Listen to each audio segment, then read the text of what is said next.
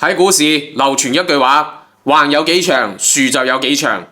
股市行情一般係95% 喺度震盪，5% 嘅時間喺度拉升起飛，所以買賣往往只在一瞬間。咁一隻股票到底要橫幾耐呢？先至會豎立起身呢？關鍵睇突破。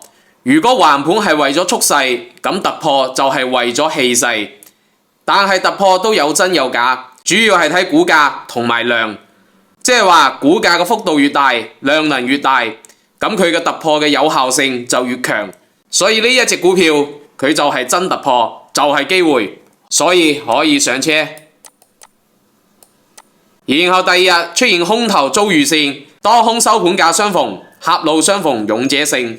突破往往都有回踩，唔係當下嘅回踩，咁就會喺後面嘅走勢進行回踩。回踩其實並唔得人驚，只要唔破前面嘅大陽，回踩唔跌破漲停板，咁就仲有機會。然後股價盤整咗一段時間，再向上攻，再調整咗一段時間之後，再次出現漲停板。如果你揾唔到咁樣嘅股票，咁就去揾最近有過漲停板嘅股票。能夠漲停嘅股票就有漲停基因喺入面。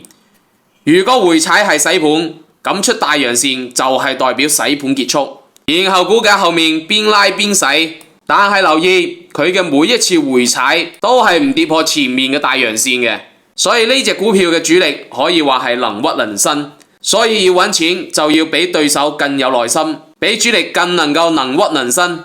所以揸好扶穩。每一次嘅漲停都係主力嘅一道防線，然後後面股價一路起飛，所以話一隻股票橫有幾長，豎就有幾長，主要係睇佢嘅突破，而真突破嘅關鍵就係股價同埋成交量。好啦，今期視頻比較短，今日就分享到呢度，祝各位行運睇到我視頻嘅老友記股市長紅，大家都係越嚟越好，我哋下期見，醒你更多粵語股市乾貨。